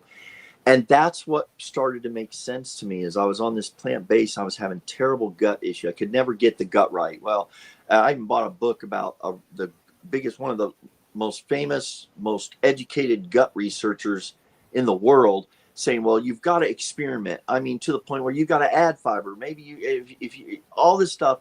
And I found, my gut issues all these years were gone in 2 weeks, less than 2 weeks, actually, when I went to a low carb. I've never totally given up all carbs, but when I went low carb, no sugar additional, and whatever, that's just one thing. That's just me. And that's not advice. I know people that, I still believe in some vegetable, whatever. Everyone has to find what works for them. But inflammation, between visceral fat, metabolic syndrome is inflammation. And it made all the sense in the world why my left anterior descending artery closed off. And they've always blamed cholesterol, when what happened is the inflammation in your body was causing coronary artery disease, where your endothelia fissures and it bleeds in the inside. And a good thing happens. Cholesterol goes to heal it, protect you. But when it goes like this and it clots and it cholesterol, that's when you can have sudden death. Wow. It's an inflammatory disease, not a, but what we typically, whatever, what we believe now. Yeah. I mean, we do have to watch that, but whatever. Lots of good things to, there's a guy from Johns Hopkins, one of the doctors I find, he's had, anyways, if you just start with Stan and a few of those others, you'll be open to a whole world of new research, of new focus on people's health. And I can vouch for what you're saying. When you limit the amount of sugar and refined carbs in your body, and it's like anything else. And you had mentioned it's an addiction, and it truly is an addiction, right? I'm addicted to chocolate and bread and things like that. So a fast for me helps break that addiction, right? Because, and this is experience I have had. Once I get past the first 24 hours, I don't crave, a sandwich or chips, because that's my go-to, turkey sandwich. Yes. Right. But after 24 hours, it's like, I can do without that. Yeah. And then you go into the 36. Plus you'll feel really good. Yes. Staying awake, aren't you? If I eat sugar now, which I do, man, I feel terrible. Body aches, everything else. Yep. This is something else about healthcare too. Maka says massage therapy. Now this in my past, I would have said, oh, don't give me this weird stuff. Someone going to massage my problem. I don't, and it continues like, with surgeries people could have been fixed with massage. And in my past, I would have said, this guy's crazy, this person. I am with you 100% right now. the Western medicine has been not so much, it's been more invasive techniques. And there is a time and place for that, because let me tell you, the morning they went in to find out what was going on, and they found a 99% blockage, and they used a stent to open it, that saved my life. Thank God. At that point, there's no massage. There's no, I will start eating broccoli and you'll be okay. No, not at that point. I needed emergency intervention. But I do believe now in meditation, which I don't do as much as I once did, clearing the mind, de-stressing, and things like massage. What do we call alternative therapies? There's something to be said for these things. All right. Here's a question. Are you contributing to a Home Depot 401k? No, because I don't think I'm going to be around long enough. And I don't think the key to that is longer term. I did start and participate until this most recently, so the first 2 years, in the stock option program. You get a 15% discount. And I thought, ooh, cool. I had read. So people get twice a year. You take a little bit out of each check, and once it builds up and it has enough, it purchases stock options. For me, that was like 2 or 3 stocks an option period. And then you turn around, you get it 15% market. So I'm making 15% on my money. Popsie, being in the financial sector, what is it that made that irrelevant? Because then I turn around and sell it. Right. You just answered it. Well, I got hit with fees. Oh yeah, no doubt. It was like, I only owned 2 to 3 stocks, so it might be a $40 saving. I don't know. Yeah. And then I'd get hit with a $15 fee, and then there was penalty, a 30% penalty for early, whatever. All of a sudden, I'd be lucky if I'm breaking. I might even be taking a little bit of a loss. So I was going to say, it costs you money to do that. Great retirement plan. Okay, so guys, there's an example of ignorance where it sounds good, but it isn't. It would have been good though if I was starting out. Definitely take advantage of all that. Right. See, right now, and this is something to be thinking about, is at this age, in terms of investing, what works when you're in your 20s, 30s, and even 40s is not, the 401k, the match. That's always a good thing, but. See, number one, this is not a career for me. I don't plan to be with Home Depot. If I don't really, my goal ultimately is by the end of the year, either back to part-time or maybe doing something else. That's the plan. What? So when I was advising people, I was a younger person. I was in my 30s, advising people our age. Okay. My market was pre-retired and retired people who were really good at what they did in their working careers, but handling money was something that was completely foreign to them because they didn't have to worry about it. They just knew if they put money away and then they retired, there'd be money there. So it shifts from accumulating to preserving. And so I'm not sure how old the person that asked that question is, but people like us who are either,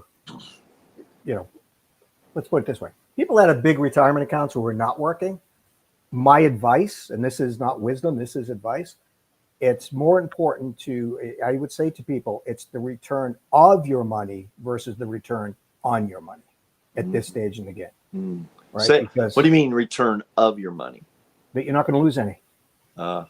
Right? You have $100,000 in your investment portfolio and you're really not paying attention.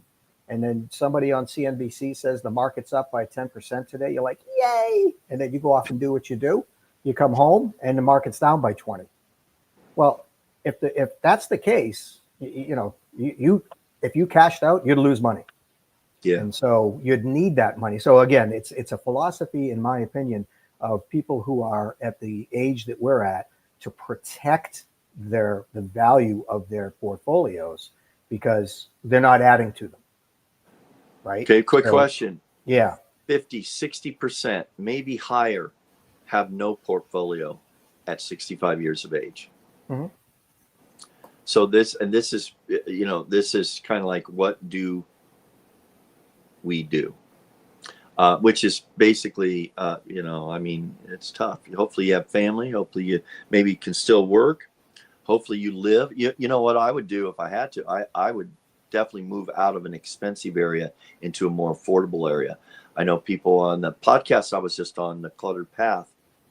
Todd mentions his mom. Oh, I meant to mention that for people to check that out. Those guys are really cool. I think you'd be a good guest for them. That was excellent. I did listen to that. Yeah. You sent it. It was perfect. Yeah, these guys are, man, they're so good at what they do. And they're in their 50s and they're facing our futures in a short order. Right. And they're trying to figure it out. Right. But this idea of, his mother lives in North Carolina in a very affordable area. She just lives on Social Security, probably $1,000 something a month, is my guess, 2 at most. And she's able to save money every month. So I think that is an option that has to be a serious consideration for people that are retired with nothing, very limited. You have to maybe find an area. I know, and there are areas. I think that possibly Dakotas, Oklahoma. There are areas in these countries. I even think possibly maybe even Florida, but Florida's become so popular, it's more expensive. Which kind of brings me back, unless you have a comment on that. But I do. Yeah, go ahead. I have a comment on everything, Phil. Yeah. You're going to rue the day you invited me. No. So in the moves that my wife and I have made, I used a website called citydata.com. Oh. And I'll bring you back over 20 years ago because I'm in Florida. 20 years ago, I was in Florida, but there are 2 different Floridas. People don't know this. There's the peninsula, everybody thinks is Florida. I live in the furthest northwest part of Florida right now. Way up there, like north of or west of Jacksonville, way west of Jacksonville. On the complete opposite side. Yes, and way north of what I consider northeast, Tampa, way north. Well, if you look at Florida northern boundary, I'm at this point. Yeah. You go over a bridge, you're in Alabama. And for me, it would be this point. You're such a wise guy. I love it. Yeah. So the point is that citydata.com gives you absolutely every statistic that you can imagine for every zip code. And so when we were looking to move from South Florida to a more affordable location, I was looking for an area where the median cost of living was 100. I want to be below 100 because we were living in an area that was 110 and we weren't making the money to stay there. Yeah. So we found an area that was 88 and which means that's 12% less than the average of the nation. Yeah. And check it out. And so to the point of the podcaster and his mom, she probably lives in an area well below the 100 because you and I both know that there are some pockets and coming from the Northeast, you've got to make high 6 figures just to break even. That's why I say, I mean, even in Phoenix right now, one of the reasons I'm here because it's almost like it's in a weird way, it's in a return by living where I'm at. My lot fee is about 3 times less, almost 3 times less than what I would have to pay for a comparable apartment, condo, whatever. And it keeps things simple and but that's one of my things. And within the next year, 2 years, I'm looking at very seriously making a change where I can afford to live more affordably. And that includes possibly another country. As a matter of fact, my plan is to do some splits on that. Well, it's funny you should say that because before I started my channel, and I'm a late night person, and I'm flipping through. Belize kept coming up because I was thinking the same thing. You broke up there. What came up? Belize. Right, because it said you can live on less than $1,000 a month in Belize. So I followed a guy. He was probably in his mid to late 30s, a real estate guy, really, really sharp. Don't ask me his name, but he gave the in-depth day-to-day what it would be like for an expat to live on the island of Belize. And I'm like, geez, could I do that? And I even mentioned it to my wife, and she says, no. I'm like, I could have answered that for her, and I don't know her. But the point to that story is that I'm like you. I'm like, okay, where can I go to make my dollar go further? Yeah. Right. And that's the issue that you just raised. What about the 65% of people like me that I don't have a retirement account. Yeah. Right. So I've got to control what my outflow is. And, and I know a lot of people hate when I say stuff like this, because it's a budget is like a diet. You put it on paper, but you don't do it. You have to know what it costs to put the key in the door every single month. Because if you don't know those costs, you'll say, well, I can go to, Costco, or say, I've got an extra $20 that I can spend. And at the end of the month, you're like, I got to pay the water bill. I don't have enough money. Yeah. But you look over at what you bought at, Target, right, that you didn't need at the time. That mentality is what people need to change when the income is truly cut down. Yeah. Real limited. Yeah.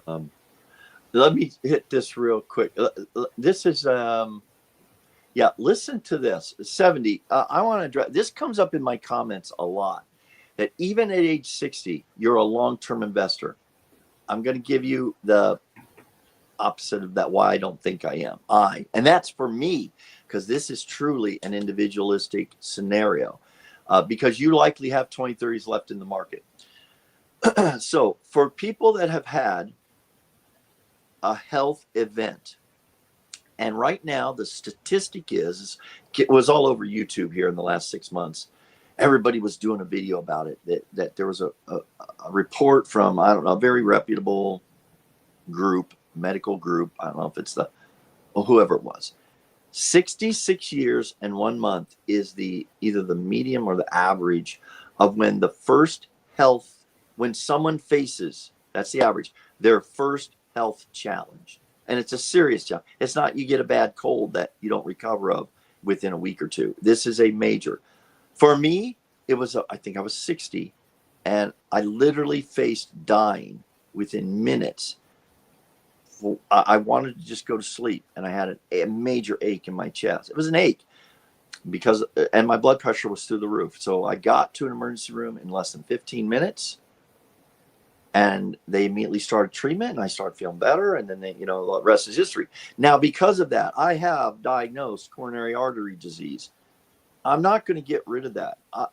The statistics say I've already beat the odds living 6 years past the event. I face that. I think about, Popsie, I was going to ask you what you worry about. It's one of my worries that depresses me if I let it get to me. Is this my last day? I unfortunately think that way too much. I go to bed at night thinking things like, will I wake up? Is this it? I mean, it gets to me. It gets crazy. Whatever. So for those of us who face these things, now I don't know what it is.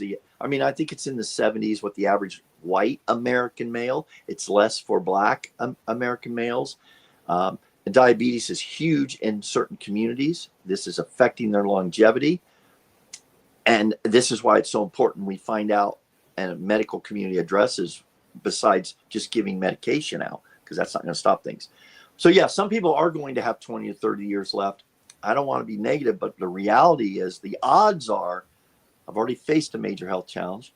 The odds also are you will face one in your mid to later 60s or early 70s. And for many people, it's the final one, or it's a time limiting. You're going to know you're not going to make it to 80 or 90. That's why you need to live today. And all those things come into play when you decide to take Social Security, what you put your money in.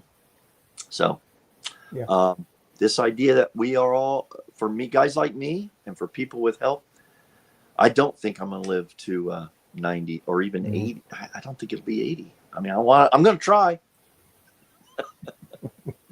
Popsie, what are your thoughts on that? I've got a bunch of thoughts on that. It's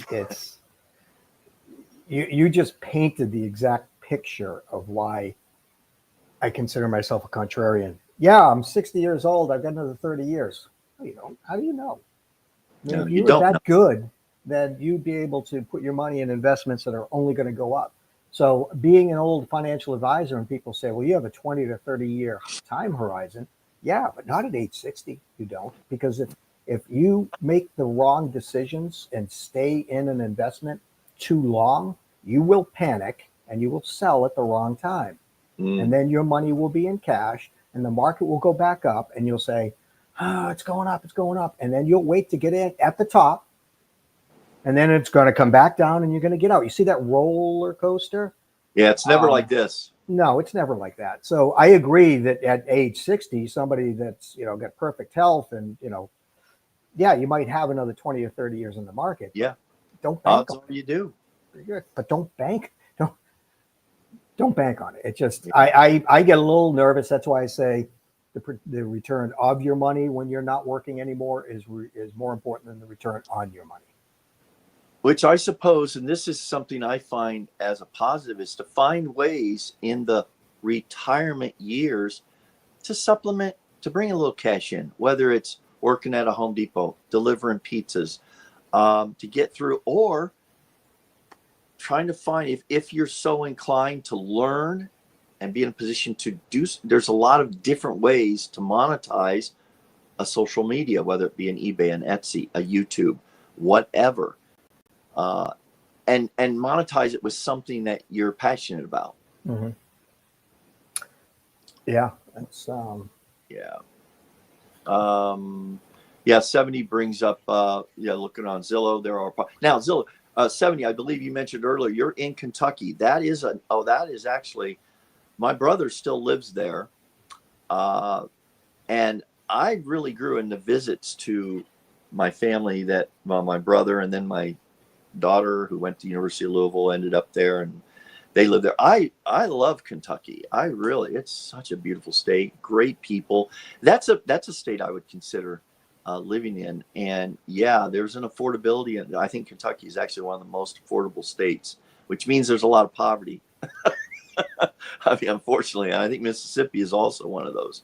But yeah, in Kentucky, I think a few years ago, $12 to $15 an hour was a very affordable wage that you could survive there.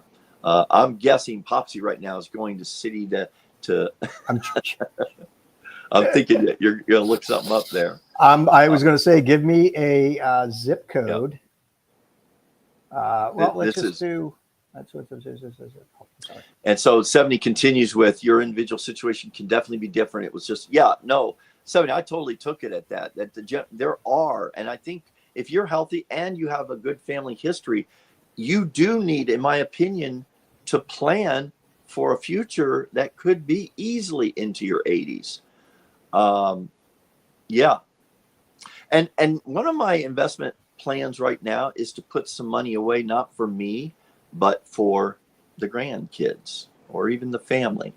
That I did a video that you take something today, put it in that S&P 500 is one of the things, and let's sit there so that when they're my age, it will be a pretty good little chunk of money, as long as our society continues. Who knows about that? All right. Yeah, and then of course these are great advice. Do your research, but index funds are definitely a great way, a safe way to go, a smart way to go. And that's from Warren Buffett. I before people think I know anything about it, or Popsie, the index fund, that's what Warren Buffett is requiring when he leaves his money to his children. It's going into, I don't think they have a choice. It's going into the S&P 500 and S&P 500 index fund. And they're only going to have access to so much, whatever. Right. Yeah. And again, Warren is a contrarian, right? I mean, he comes up with ideas yes. Don't think about. And the reason that is such great advice is because he's cutting out the middleman. An index fund tracks an index. It's not actively managed. The expense ratio is obscenely low because there's no active management. The distributions that are taxable are very, very low. So it's a very efficient way to be in the market, get the exposure to an index without paying somebody to guess which sector is going to make more money. Yeah. And that's how I ran my business. I am not going to try to pick a manager who I think is going to earn alpha, which is over and above average returns, pay that person, then pay me. So put your money in an index fund, and just don't watch it. Yeah. Don't Yeah, watch it. literally. Get off of CNBC, get off of MSNBC, get Yeah. off of all these squawk box Yeah. shows. Yeah. Right. Anyway, so No, yes, I looked up Frankfort, Kentucky. Okay. I don't know where it is, but it's. Oh, I do. It's okay. near. It's east of Shelbyville, where I have some family. Okay. So just outside of Louisville. All right. So the U.S. average is 100, and I'm going to put you on seeing you know where that is. What do you think the cost of living index as of last year was in Frankfurt? See, I always think of it, and we have a couple people from Kentucky here. Laura is in here now, and of course 70 is. But I mean, as far as relative to the 100 average, well, I'm gonna see Frankfurt's it gets mentioned. I'm thinking it's a popular place for some reason. Our Kentuckian community here might be able to tell us a little bit about that. But I'm gonna guess it's under. I'm gonna say it's at 87. 82.3. All right, that's good. And just for perspective, because that doesn't mean a lot to me. Like, how much easier would it be to live in a 80 percentile place versus a 110% percentile place? I mean, could you make? It'd be interesting if you had a Social Security income of 1,500, for example. What do you think the percentile would probably need to be to at least survive? If that's all you have. Yeah. Because a lot of people, that's all they've got. It's got to be in the low 80s. Yeah. It's got to be. Yeah. So I'm looking. Let's see if I can find it real quick. I don't want to take up too much of your time. That's all right. But We're getting a lot of commentary about this this stuff. Okay, here we go. Oh, look at this. Hey, Popsie, we kind of embarrassed ourselves here. Frankfurt is the capital city of Kentucky. What am I, in 8th grade? I'm supposed to remember that? Hey, you know what? No, in true boomer style. Well, of course it is. Thank you for somebody pointing it out. Thanks, Brad. I knew it sounded familiar. That's why I picked it, because every city in Kentucky. And what did I say? I know that a lot of people talk about. You know what it is? It's inflammation of the brain. Yes. Oh, and that's a real thing. And then Laura, of course, said Frankfurt is the state capital of Kentucky. I am in suburban Chicago. Sorry, Laura. For some reason, I felt like you knew that. Oh, man, we had a flurry of activity here, Popsie. Well, that's good. I like that. Yeah. 70 where you're living, apartments nearby. It seems like, yeah. Yeah. Let me just look. I'm 64. Oh, yeah, this is interesting. Look at this. So this is someone that, AZ wife. Yeah, you've been here before. I can't think of it. Here it is. Okay. But I'm 64, work from home for last job in Massachusetts as a 1099 consultant. Told him, I think I was filing for Social Security this year. Oh, her accountant told him she would be filing at 65, but will work to my max allowed, which is like 23 some thousand. It changes all the time every year. So you have to look that up before they start withholding 50% of every dollar over it.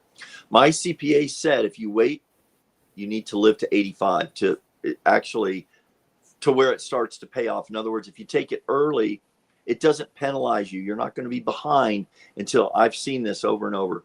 It's in the early 80s. So taking it early isn't as bad as what some people say it is, but it's definitely an individual decision.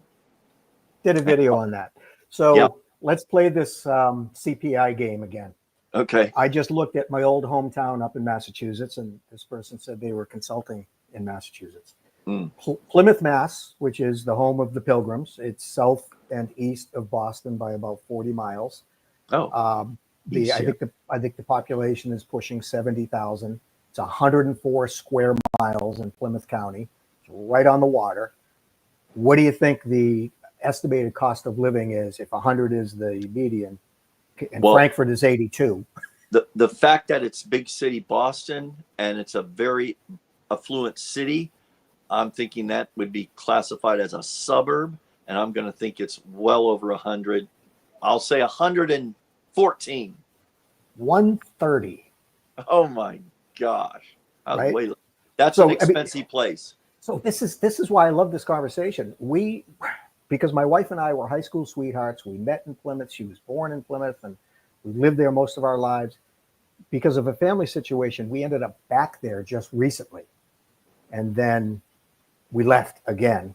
And I got on City Data, and I said, okay, where can I find a place in Florida, because it's geographically close enough to where my daughter and her family are moving and where my son is living, but we're not going to be in their backyards. Where can I find someplace in Florida that is less than 100? Mm. So I made Gotta money live. by moving out of Plymouth. Yes. Yeah. And you know, that idea of you made money, I really relate to that, because in terms of your videos on having an old car or a used car and never buying new again, I feel the same thing. I don't see why I would ever do that, because these are the costs, as you mentioned, and I relate to. Costs of new cars today are more in some instances than the first house I bought for $72,000. Yeah.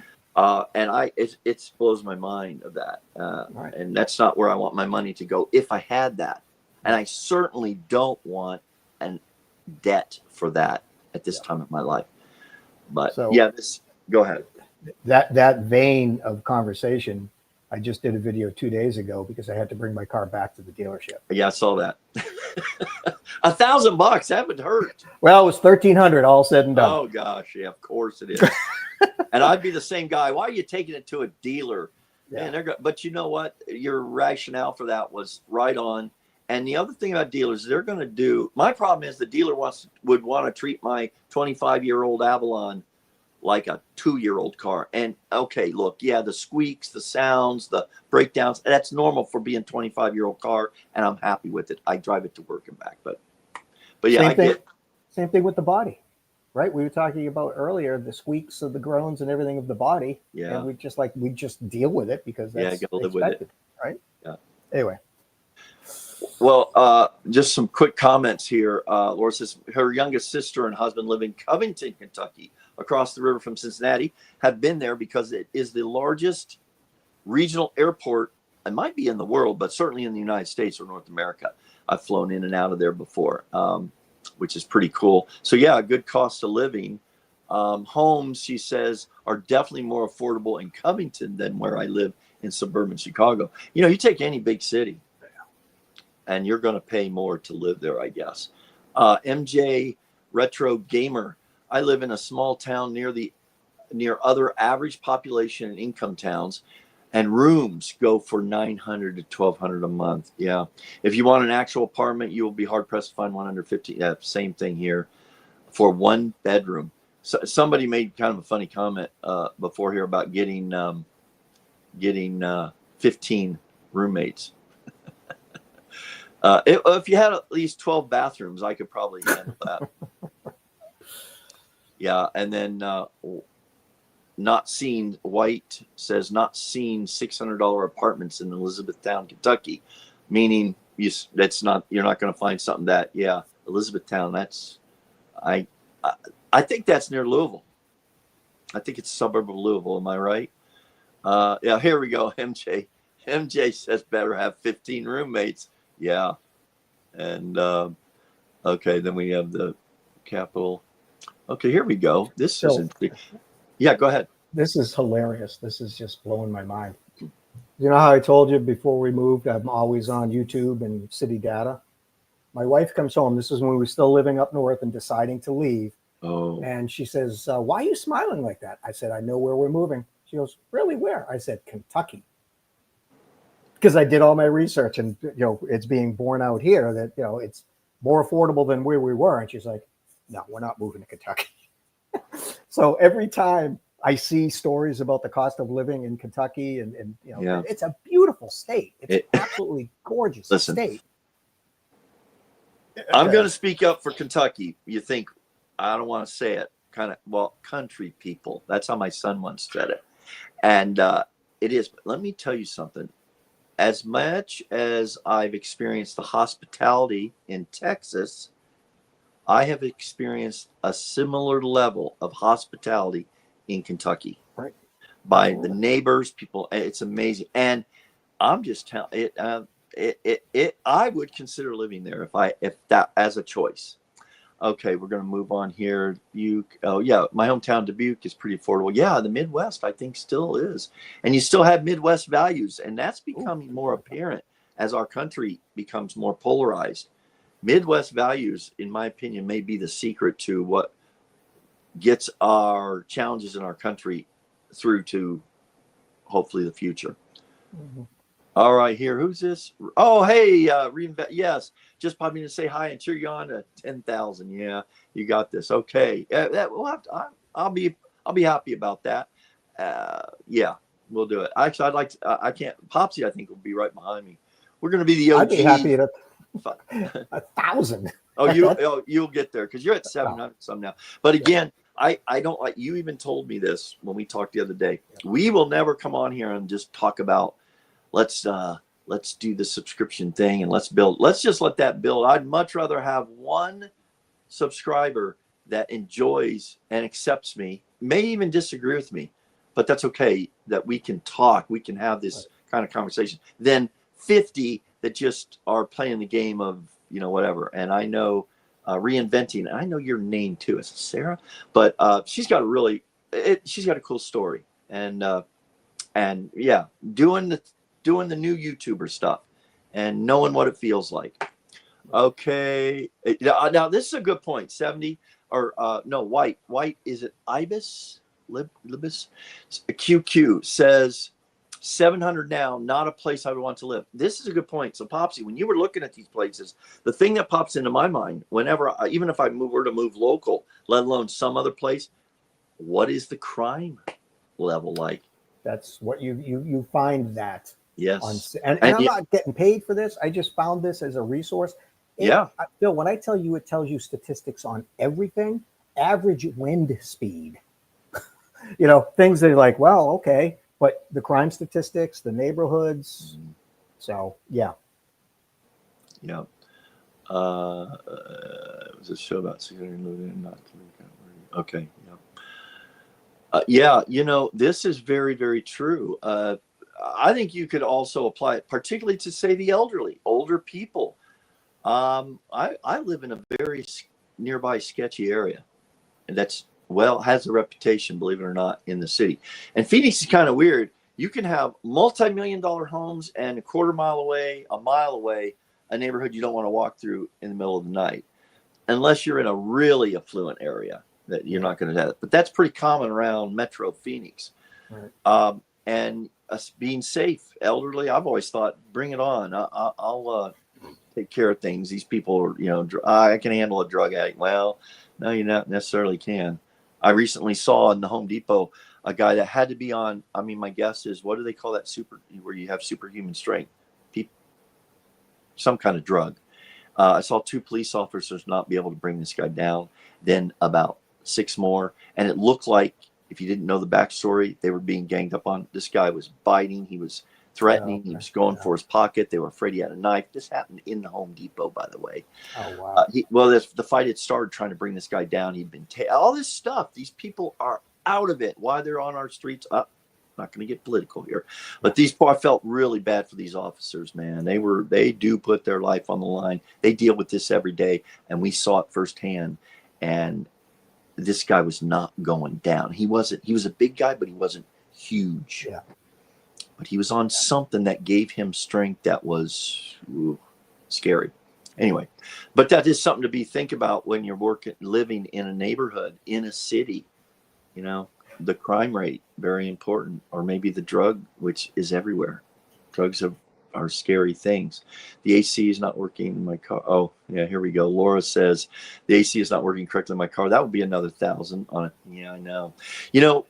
That's something that there becomes a point in time, a tipping point, where the repair cost doesn't justify. You kind of maybe need to move on, cut your loss, and then get into something, again, used. Mm-hmm. If you're not safe here, I wouldn't feel safe anywhere. I think you might be referring to in Kentucky there. Okay, wait a second. So Elizabethtown, I think this is I've seen 40 minutes south of Louisville. Yeah. Popsie Enter Tim's kind new retirement channel. Oh, yeah. New retired me, Tim. I don't know if you've ever watched his channel. He has he does kind of a cool little it's a contest, yeah, where he grants gifts quarterly, I think. Yep. That type of thing, which for new YouTubers. So let me just jump in real quick. I was watching Tim the other night, and he was talking about it's called the New Creator Grant, and he said he doesn't do the judging. He's got people doing the judging. It's for technical things. And I was on his homepage, and I'm like, I don't see it. So I actually DM'd him, and he said, "Oh yeah, I forgot to put it in my info." Cool. So I'm definitely going to do that. Thank you. Very White cool. Ibis. Thank you. Yeah. Yes, I've White Ibis is a bird from his start. Kind of seen his progression, especially when he went into decluttering. Interesting. He'd be a good guy to talk to because he's so totally different than me. And I kind of admire, though, what he apparently is his togetherness, his soft-spokenness, his easygoingness. And he was a teacher. Yes. Oh, I know. Yeah, absolutely. Yeah, cool stuff. Look at this. White ibis. I think it's ibis. Is a bird commonly seen. I wonder if it's one of those things that go like this and they swoop down and will eat lizards and just swallow them whole. I've seen that before. They're annoying. Okay, this is something to be acknowledged. We are coming up on the 2-hour mark. That's ridiculous. What's up, Boomer? You've made the other hour already. Yes, maybe we should welcome those that are late. Hold on, I'm going to give the 30-second countdown. All right, we are going to wrap it up here. I think this has been a great, fun time. I know, Popsie, you're working here this afternoon. I as well. I go into work in about 2 hours. They have me on a little bit more of a mid-shift today. And it'll be my first day back after 7 days. And it's like, okay, got to get ready for this. Going into the drama. What I do, I love what I do. It's just... we may have to talk. We'll have to talk maybe, but I would like give us some ideas. Number one, again, how it is you decided pizza delivery, and number two, why you enjoy it. I needed a job. I mean, there's so many channels about people in our age group that have been laid off and cannot find work. It's true. It is a real thing. It's ageism. I was a recruiter for over 10 years. I know that this is a real thing. Yep. So when that happened and I'm completely out of work, the bills need to be paid. Things have to get done. I was applying for, and I live in a small military town here in Northwest Florida, service oriented. And we're coming home from church one day and my wife said, "Why don't you go apply over there?" Because I applied at another pizza place twice and never heard from them. She goes, "How about this one?" And I walked in. They said, "Yeah, go online and apply." I got the job. It's awesome because you asked why I like it. Because I don't have to think about when I get home. Do I have to answer emails? Do I have to have phone calls? Do I have to be ready for an appointment tomorrow? Did I do all these things that I did in my professional life? I go in, I sign in, I put the little topper on my car, I grab the bag, I get in my car, I turn on my Christian music, and I go deliver pizza to people that are happy to see me, and then they give me money. Unless you're late. Dude, I'm telling you right now, there has been times when, because we're backed up or something's going on, and, I'll walk up and I say, "I am so sorry for the delay." Not once has anybody said, "Take it back, I don't want it." They all say, "Oh, I understand. Thank you. Drive safe. Here's $10. I'm like, okay. So that's why I love it. Yep. Send me to you.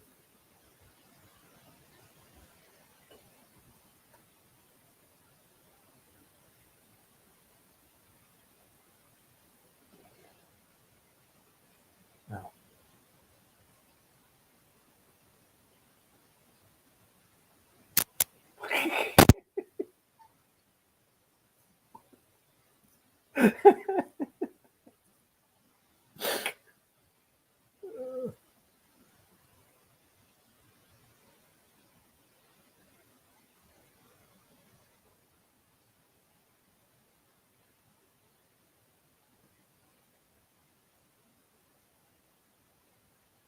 Oh, well.